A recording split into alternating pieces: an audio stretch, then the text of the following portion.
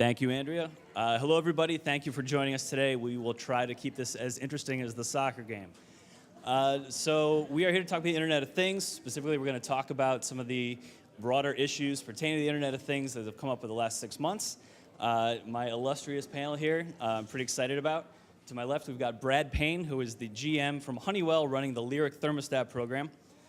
There we've got Andrew Bloom from SmartThings. He's the founder and chief operating officer.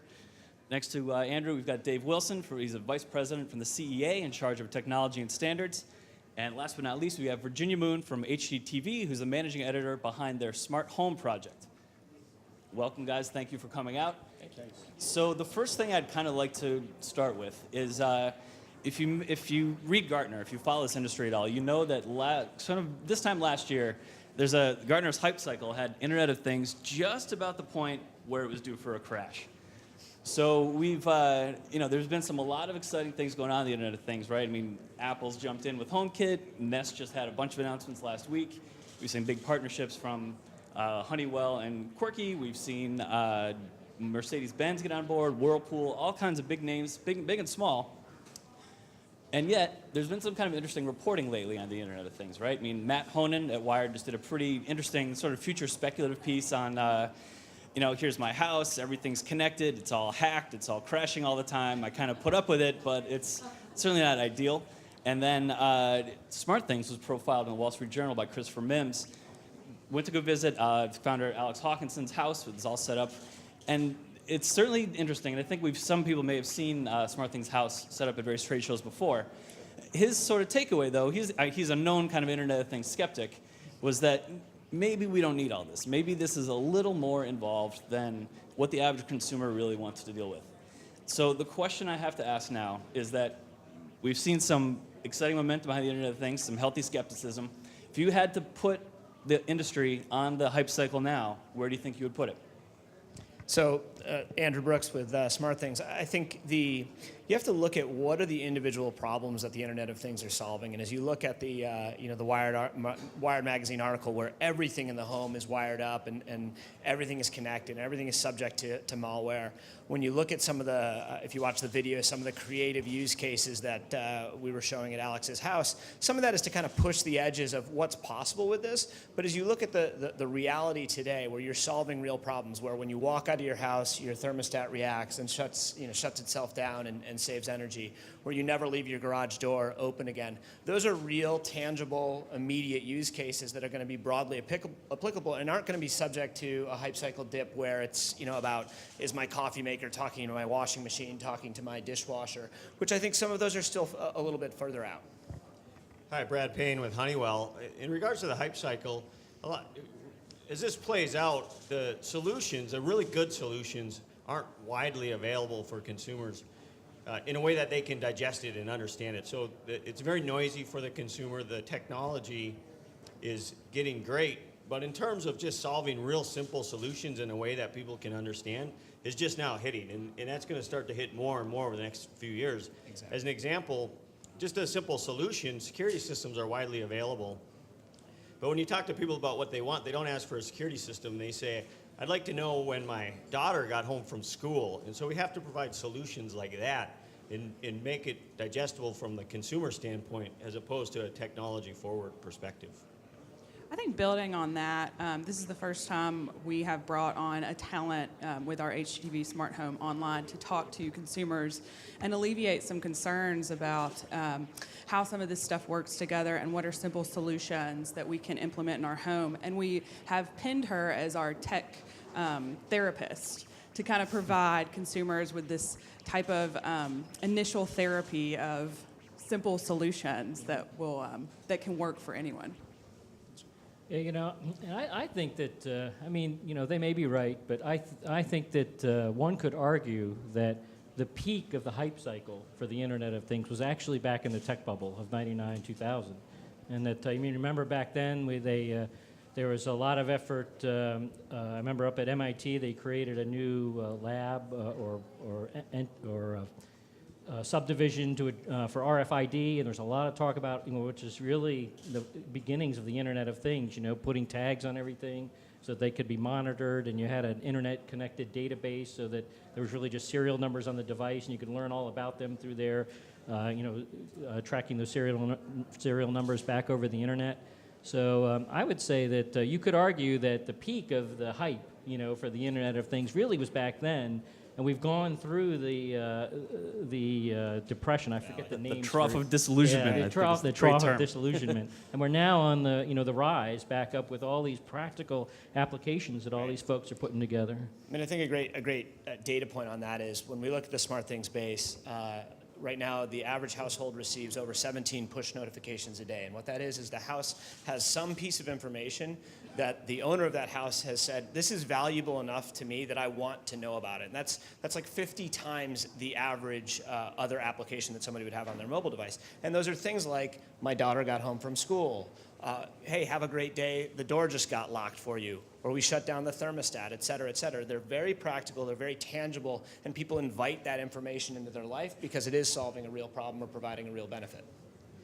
The last thing I'd like to mention is just how we meet people at their buying cycle and their natural buying cycle. So I don't think the consumer yet is at a point where they're waking up and thinking about how they get a connected home or a smart home, but they are waking up and thinking, oh, I should go look for new appliances. I'm in the market for new appliances, and therefore I'm looking for that solution. Or maybe I'm getting my heating and cooling system serviced at the point where I can get a new thermostat. And so they are buying things in the natural buying cycle, and that's how we're approaching it is, let's meet people where they're at in their lives, because ultimately it is about the people. That's a pretty good, nice segue to my next question here, where you're talking about various products throughout the home. And what I think is a particular challenge for the Internet of Things is just the breadth of products that may be connected, that we may want to talk to each other. Someday we've got automotive, we've got personal devices, we've got wearables that kind of overlap, I guess. We've got smart home, we've got health. Is it at all conceivable that one day all these devices might talk together seamlessly? And if not, is that okay? I mean, fundamentally, that's why SmartThings built what we call an open platform for the consumer Internet of Things, and we have both a product that is very tangible for a consumer to get started, but it's an open platform which is technology agnostic or connectivity agnostic to allow people to connect up and realize new use cases that we wouldn't have expected. The wearables example, I know in the Wired magazine he talks about how he set his step count to 20 or something like that, so the house would stop yelling at him every day when he didn't get his step count. But that was a real, that's an experience that otherwise isn't available unless there is an open platform connecting these. And we think, certainly at SmartThings, when we see what's happening in the industry today, it's that vision is being realized as a very powerful vision to bridge those gaps where certain specific device manufacturers can focus very deeply on a use case and an excellence in a specific device, but that doesn't prevent us from bringing all of those pieces together. Yeah, I think it's conceivable that in the future, that everything could talk together seamlessly. So is it conceivable? Yes, I do think it's conceivable, but how likely is it? I'm not so sure, because if you look at just the different use cases of, for example, if you take controlling, the HVAC system in your house, for me, if I'm controlling the HVAC system in my house with, some control equipment that I got along with the system, it's not really that important or necessary that my equipment be able to control my neighbor's house, or is it really that for the neighbor to adopt a different system from a different manufacturer, that works, for his purposes? I don't know that it really is that necessary for them both to talk together. But on the other hand, if the whole town or the whole service area for the local electric utility is trying to be have the energy grid managed, from the utility level, then I could see that there is some kind of a need, for everything to be able to a little more compatible and talking to each other. So I can kind of see it going either way, and a use case by use case basis. A good example of that would be kind of the virtual neighborhood watch where if a security event is detected in any house, let's all turn on our front porch lights, or let's all react as a neighborhood to that. And that's something that people have built on the SmartThings platform. It's a great example where that application doesn't need to know that your lights are LifeX bulbs and the other person's lights are GE in-wall Z-Wave switches. it doesn't matter to the solution that the community is trying to achieve, and there's more benefit when they do work together. I think, if we look at does the success of certain solutions or the success of the smart home depend on things working together, I don't think so. I think when that is a problem, we will very easily solve it as a group, as an industry. But right now, the consumer is at a point where they're buying solutions for their homes, and they don't need a solution to get everything to talk together today. As this plays out over the upcoming years and people start to get 2, 3, 4, 5 connected things, then this becomes a consumer need to fulfill. And we're not quite there yet as if we look at where people are at in their purchasing of these types of products and services.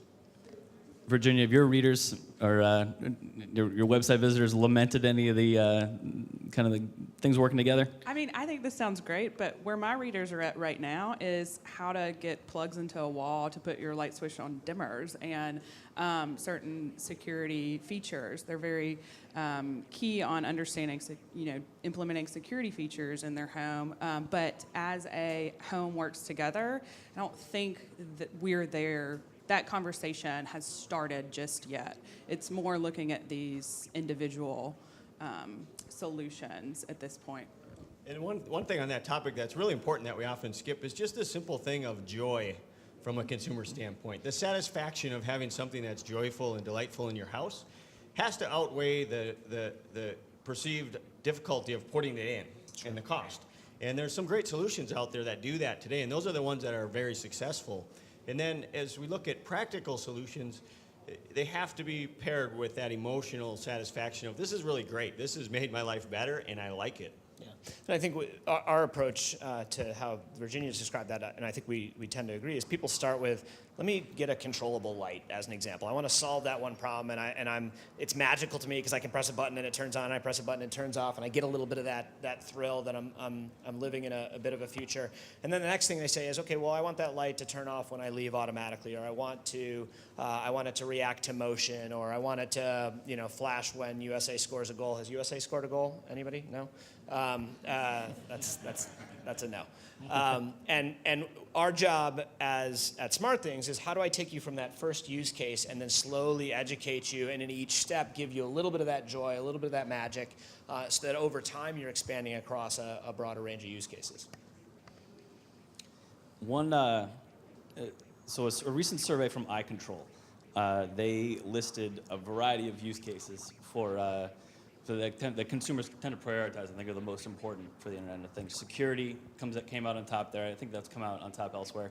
They had energy management. This is sort of in order. Energy management, pet monitoring, and general convenience.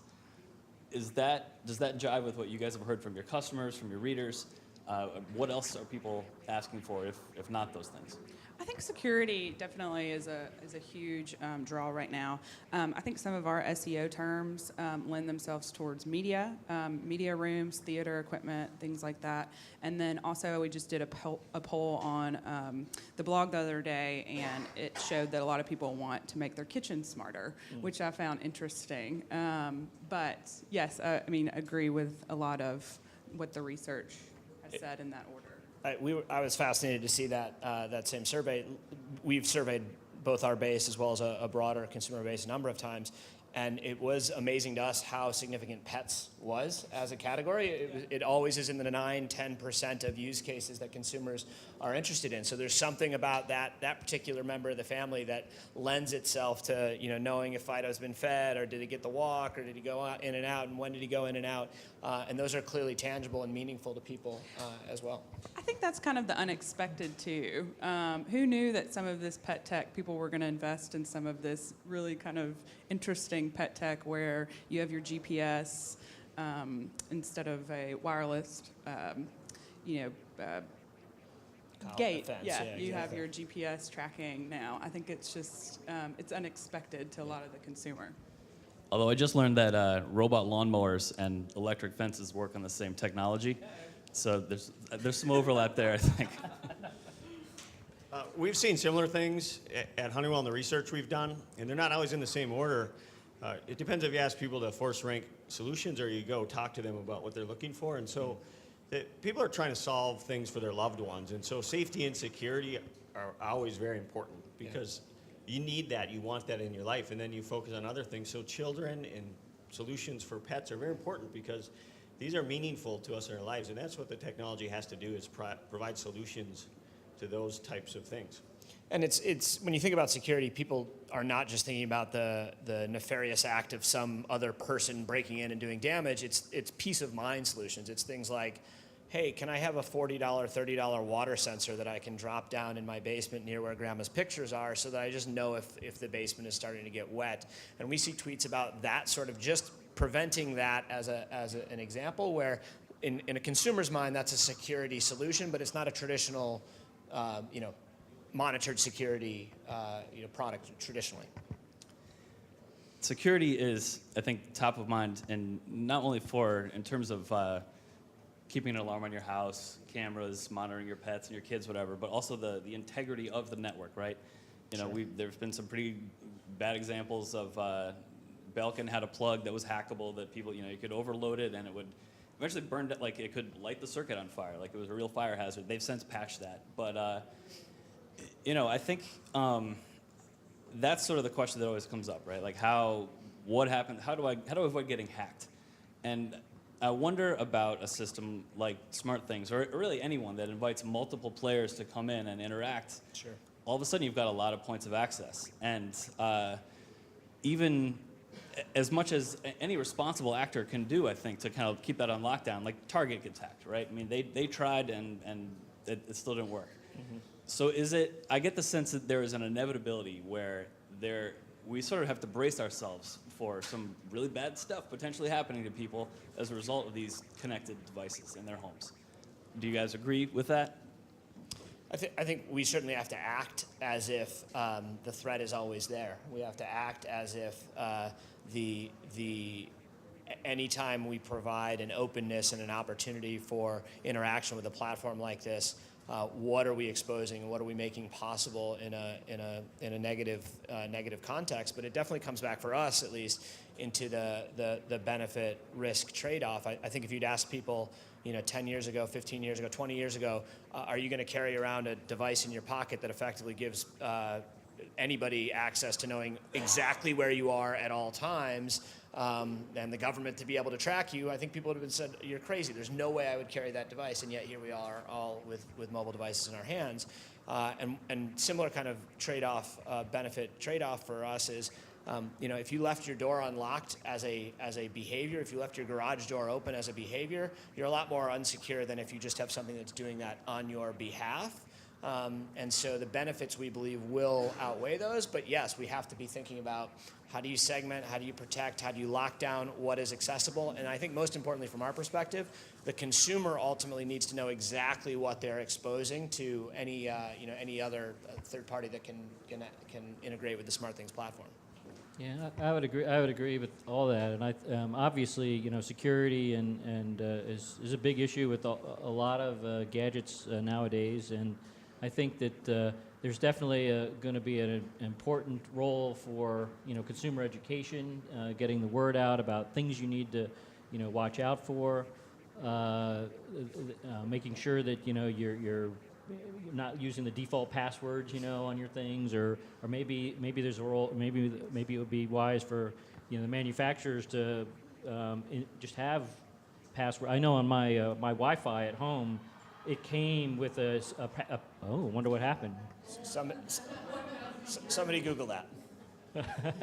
So anyway, my Wi-Fi at home came with the preset password that is the serial number of the device. So it forced me to use this ridiculously long, 20 or 25 character thing. But the advantage is, everybody who gets a wireless router from our internet service provider has to have this long password, and there's nothing, and it's unique, and it can't be easily hacked. So definitely things that manufacturers can do to try to make things more secure, and there's definitely a role for consumer education as we go forward about things to make sure to watch out for.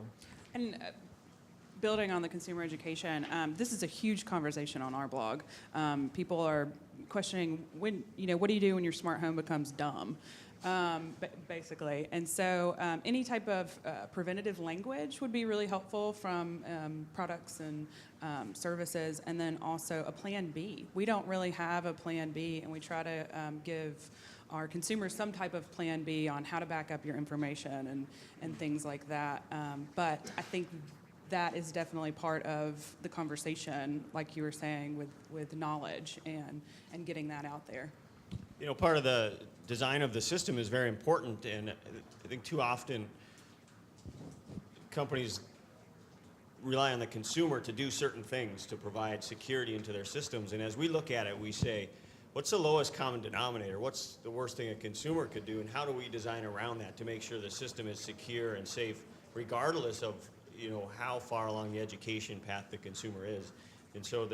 And then just having a plan where you're engaged in the industry, always putting in best practices, and having third parties assess your systems with continuous improvement is how we approach that type of problem. But the other guys are always getting better. The bad guys are always trying to get better, so we have to continue to push ourselves to get better at this. Absolutely. Yeah, and you know, and there's also probably an element here of, or an opportunity here for you know, companies to who want to specialize in making home, you know, making the Internet of Things secure. You know, to do that, to become trusted service providers, you know, who help you make sure that your network or your devices are all secure.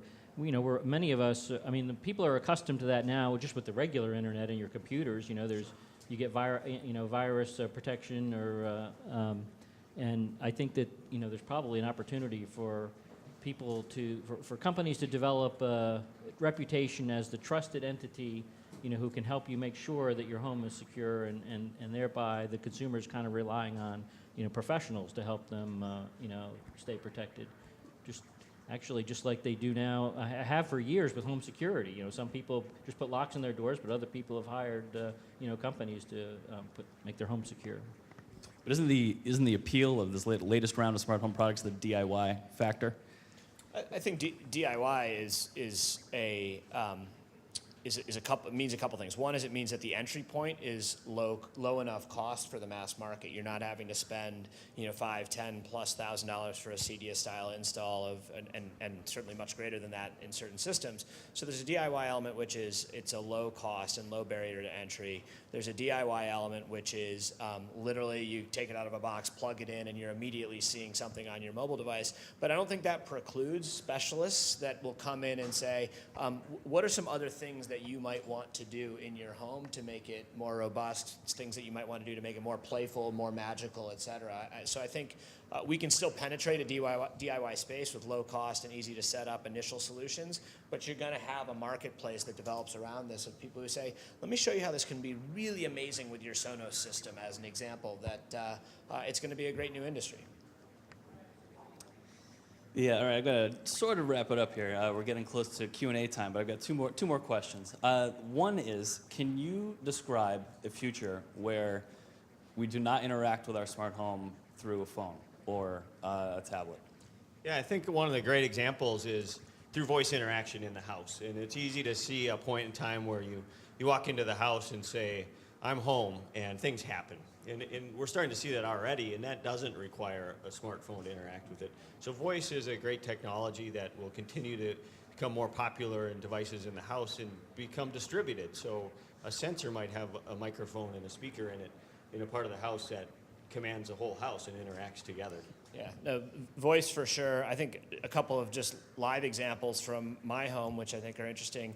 You know, one, when I wake up in the morning and come downstairs, motion in my home downstairs after a certain time is perceived not as a security event, it's perceived as the house is waking up event. And that causes lights to turn on and the door to unlock and the Sonos to turn on and the thermostat to reset itself. So I have no interaction with that. The house is actually just doing what I want it to do. So those sorts of pattern-based interactions are going to be very powerful. But then what you'll also see is a shift to traditional physical interactions where, as an example, a switch on your wall now, because it's passing a piece of information that somebody pressed it to, in this case, through SmartThings up to our cloud, one press can mean this, two presses can mean this, three presses can mean this. So you're changing physical interactions with existing devices. So as an example, all of my basement lights, if you press the switch once, one turns on, twice, they all turn on. Press it off once, one turns off, twice, they all turn off. And you're going to see examples where existing physical interactions that we're all used to are slowly start to be shifted and are able to do more for us. Yeah, I of course would agree with all that. I think voice seems to be an obvious thing that it would, if it's not going to be, not carrying around an electronic device, it's helping you control things. The voice is definitely, I think, probably the next thing. Tying it back to the discussion of security, I wonder if, there's also, some biometric type of control systems that may become popular where you're either through like scanning your retina or a thumbprint or something like that you're using your voice, your eyes, or your hand to control the device, or to control your Internet of Things. And in the same way, you're not using the phone, you're just using a touchpad or an eye scanner or something like that. But by using this biometric scanning system, that maybe that's a way to also address the security issue. It knows that it's you that's sending the commands. In fairness, I watched Back to the Future 2 last night with my son, and Back to the Future 2 is where he goes to 2015, and there's a thumbprint to enter the door, and then he says lights on when he comes into the house. So we're there. We just don't have the hoverboards yet. So other than that, we've achieved it. Okay, last question. What other household products besides the thermostat, the smoke detector, the light switch, the power plug are ripe for becoming smart? What have we not seen done yet? I think there's a lot of great opportunity beyond the surface products, as things we see and interact with every day. Think about hot water heaters or furnaces or any other mechanical irrigation systems, the things that do big things in our house that control our house, keep our house comfortable and safe and secure. Those are ripe for that type of innovation. For example, I don't want to know when my hot water heater stopped working with a cold shower. I'd like to know a week or a couple weeks before so I can get it repaired. I'd like to know that my furnace isn't going to work before it's 5 below zero. And that is where we're going to get to pretty quickly, providing solutions where people don't have to worry or think about those things or experience the pain of them not working at the wrong time. And we can get out in front of it and just have them repaired when it makes sense for the people in the house. Yeah, I would agree with that, and actually adding a specific use case to that. I think of the main shutoffs for both water and electricity in the house. There are some people like myself and some people I know are in the habit of, if there's a thunderstorm around, of just preemptively shutting off the main breaker, so that in the event that the power goes out, and comes back, that you're kind of protecting your electronics from a surge. And also, for anyone in a climate where it freezes in the wintertime, and if you're not going to be home, it helps to shut off the water, drain the pipes, so that if in the event that there's a power outage and the heat goes off and the pipes freeze, that they won't burst. So it would really be cool to have a remote way or an automated way of doing that, where you can. I know I need to winterize the house because there's a freeze warning, but I'm on the other side of the country, and if I could just, through my phone, say, hey, shut off the water, drain the pipes, and it would just do it. That would be cool. You're certainly going to see, I think, a couple of the appliances start to come. Today, my washing machine, we just have a little vibration sensor, which is a cheap device that SmartThings works with that sticks on the side that knows when the spin cycle's over, and it says, hey, the wash is done, which is important to just so we don't leave it there and it gets all mildewy. I have a bad habit of leaving eggs on the stove and just leaving them and walking away. So a stove that would know that I'm standing in front of it, and then when I've gotten distracted, would be valuable. But you're gonna see a couple of those, the appliances start to have real use cases that matter. All right, I think that's all the. Oh, sorry, did you want to say? One last question. The average U.S. household owner spends almost 5% of the value of their house annually on repairs and maintenance. And so as we look forward at the solutions, we think about how do we help reduce that to 2.5%, or do it in a way that's convenient and meaningful for a user or homeowner, instead of always reacting to something happened. You don't know when it's going to happen, but now I have to go repair or replace it on somebody else's schedule. And I think that's a huge opportunity for the Internet of Things, if you call it that, or just the smart home, to help reduce that spend, help reduce the time we spend as users fixing, taking care of our house, and turn that time into time with our families and more joyful experiences, which is why we all own houses, to be able to do those things, not spend time and money on them. Absolutely. As a new homeowner, I can relate. Those are all the questions we have, I think. If you all have anything you want to ask, please feel free. Question in the back?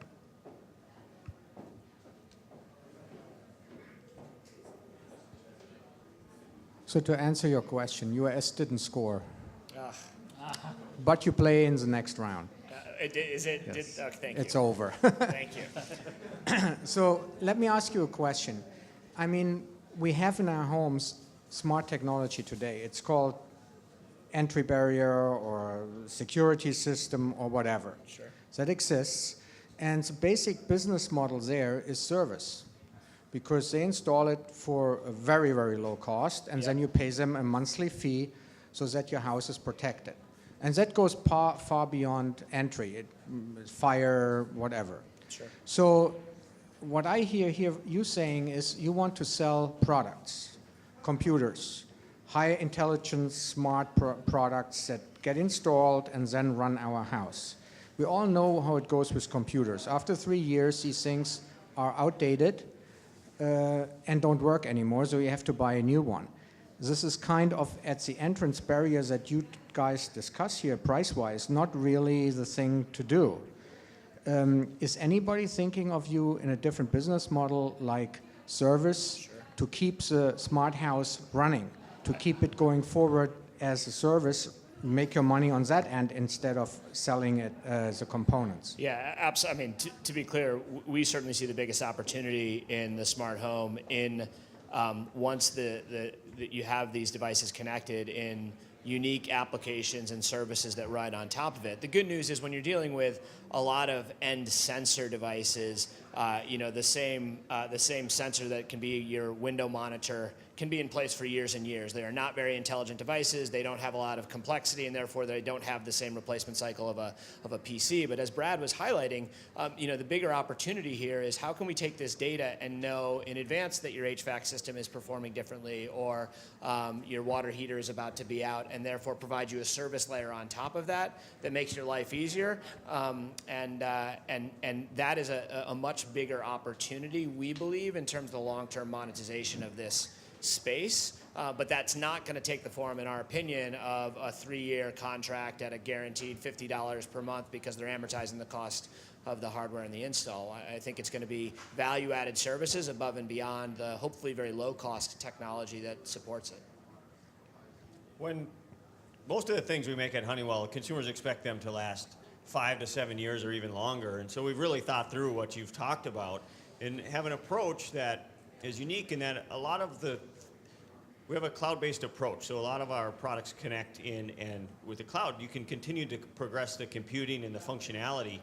And then also with smart devices, update the software in those devices over time to get that life cycle out of it that's expected from the consumer. So we're not looking at it thinking that we expect to replace devices on a computer-like cycle. That's not what our customers are looking for, and we're delivering that type of path forward. The other thing on the business model, you brought it up, the security is important to everybody as a person. The security model today is great for a lot of people who hires a professional to come in and provide protection and security to their families, and that's a paid-for model.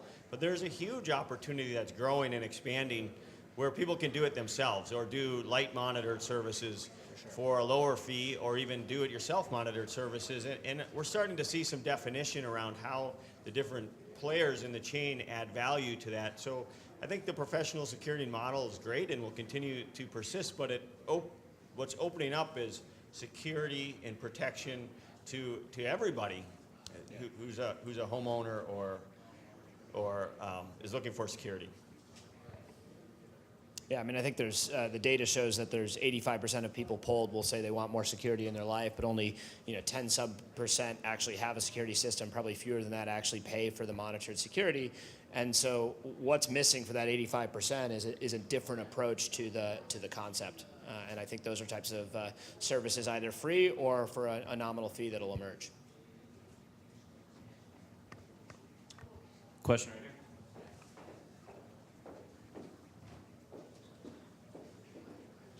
How you guys doing? I'm Riaz from Dayless Living. That was an excellent panel, by the way. My question is, smart devices are great and they're very helpful, but they always rely on a user instance to activate or a user to manually input or schedule something for the future. Do you imagine the evolution of smart technology to intuitively determine what's needed for us? For instance, Brad, I'm looking at you. I love your new product, Lyric. I use a Nest right now, but it involves me scheduling something in the future. But if I schedule something every day at a certain time, shouldn't a system learn that and do that for me? Great question. I'll address it right away. You should come talk about Lyric, because exactly what you said is what we solved with Lyric. We don't expect the consumer to do any scheduling at all. We use geofencing in the phone as an example. So you leave your house, you save energy, you come home, and you don't. And there's certain things, learning's great if you're repeatable behaviors. But if we don't have a schedule, as consumers, you can't schedule a thermostat. And Lyric really moves away from scheduling to just automating the savings when you're gone and making you comfortable when you're home. And we'll start to see a lot more of that type of scenarios.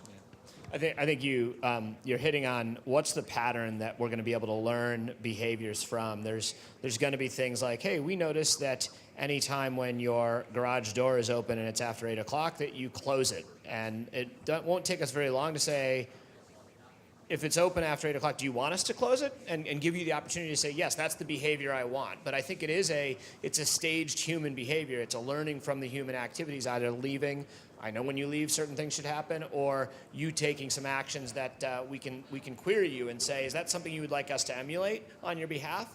I think we've got to be very careful about just forcing automation onto people, because that can have a negative reaction. And I think if you do it in staged pieces where the consumer knows that you're learning along with them and then automating based on their preference, that it'll be well embraced. And I would just add that I use a personal finance software at home that I've used for years. And it always does that to me. It says, do you, if it recognizes that I'm paying a vendor that I have paid repeatedly in the past, it'll say, do you want to schedule this payment, or would you like, is this a... So it definitely seems like it's going to happen. It just takes it's a little more complex with the Internet of Things than it is with just a checkbook and paying a single vendor. You have a lot of different variables to take into account. But I would certainly imagine that over time, the systems that these guys are making will get smart like that and be able to learn from what people are doing and ask them if they would like to make their lives easier. And that's why Brad's comment about being cloud first really matters, right? By being cloud first, you've got the supercomputing power of the cloud to start to learn like that and to address behaviors like that. Any other questions? All right, I think that's it. Thank you.